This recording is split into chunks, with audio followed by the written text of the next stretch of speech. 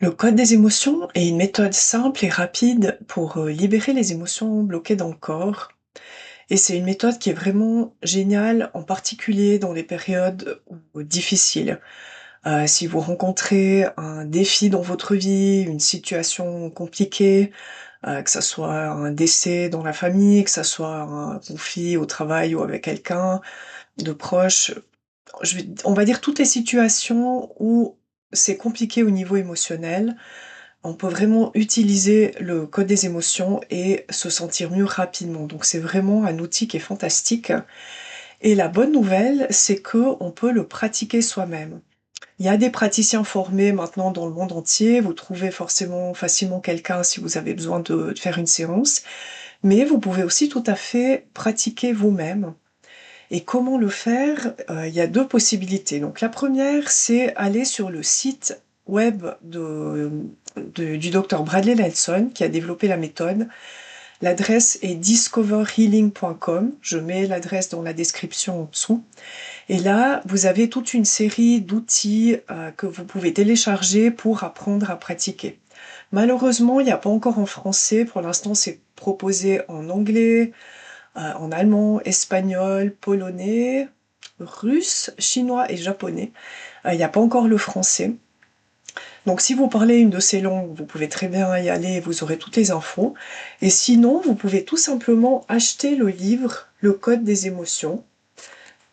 Comment libérer ses émotions bloquées pour transformer sa vie du docteur Bradley Nelson. Je mettrai aussi le lien dans la description. Et là, vous avez vraiment toutes les informations nécessaires pour pouvoir pratiquer vous-même. Donc ça va vous expliquer déjà ce que c'est qu'une émotion bloquée, comment ça se crée, comment ça arrive, les différents types d'émotions bloquées. Comment est-ce qu'on peut identifier les émotions bloquées et finalement comment on peut libérer les émotions bloquées. Et là, pour identifier les émotions bloquées, on va utiliser le test musculaire en général. Certaines personnes utilisent un pendule, mais la méthode traditionnelle, c'est le test musculaire. Et là, dans le livre, vous avez toute une série de techniques qui sont expliquées pour le faire. Donc on peut apprendre à le faire soi-même et ensuite on peut aller identifier comme ça les émotions bloquées. Et pour libérer les émotions, c'est simplement l'intention et balayer une zone du corps plusieurs fois. Donc là, vous avez vraiment toutes les explications. C'est franchement simple. La seule chose qui est un peu compliquée, qui bloque au début, c'est le test musculaire. Donc là, je vais en parler un petit peu. Parce que c'est dommage de se laisser arrêter parce qu'on rencontre des difficultés au départ avec le test musculaire. Ce que je dis tout le temps, c'est que les personnes qui pratiquent le code des émotions, elles ont rencontré les mêmes difficultés au début, c'est juste qu'on a appris à les dépasser. Personnellement, ça m'a pris plusieurs mois pour arriver à maîtriser ce test. Au début, j'ai utilisé le test du balancier qui est décrit dans le livre. Donc c'est un test où on utilise le corps entier pour avoir des réponses. C'est plus clair parce que c'est quelque chose qui est plus on le sent mieux, on va dire. Et maintenant, je travaille avec le test des anneaux, donc je vais demander montre-moi un oui, ça tient, et montre-moi un non, ça lâche, en exagérant le mouvement. Et pour maîtriser ce test, ça m'a pris vraiment du temps. Au début, j'utilisais le test du balancier, ensuite j'employais ce test, mais je vérifiais avec le test du balancier. Donc ça prend vraiment du temps et c'est juste là qu'il faut persévérer. Donc si au début vous avez l'impression d'être à côté, si vous avez l'impression que des jours ça va, des jours ça va pas bien, c'est complètement normal, tout le monde passe par là. Et une chose qui est rassurante, c'est qu'il n'y a pas de risque. Même si vous vous trompez, si vous avez identifié par exemple une émotion de tristesse et puis que votre subconscient voulait vous faire identifier une émotion de colère, vous avez forcément bloqué des émotions de tristesse au cours de votre vie. Donc il va libérer une de ces émotions-là et ensuite il vous ramènera au bon endroit et il vous fera trouver l'émotion de colère.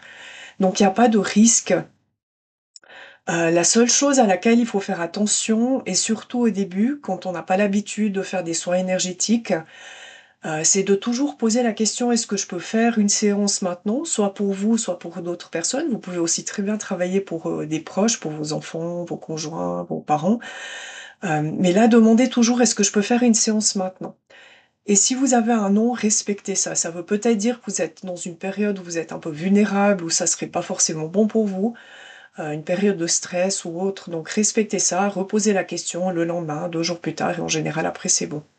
Mais je dirais que c'est la seule chose à laquelle il faut faire attention, pour éviter d'avoir des soucis par la suite. Je parlerai dans une prochaine vidéo des effets qu'on peut avoir après une séance.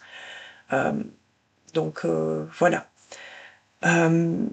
Donc pour résumer, tout le monde peut pratiquer le code des émotions, pour soi ou pour d'autres personnes. Pour les animaux aussi, ça fonctionne très bien. Donc si vous avez des animaux qui ont vécu des choses qui les ont bouleversés, choqués, et puis qu'il y a peut-être des comportements qui sont devenus un peu inadaptés, on va dire, vous pouvez aussi très bien travailler là-dessus avec eux.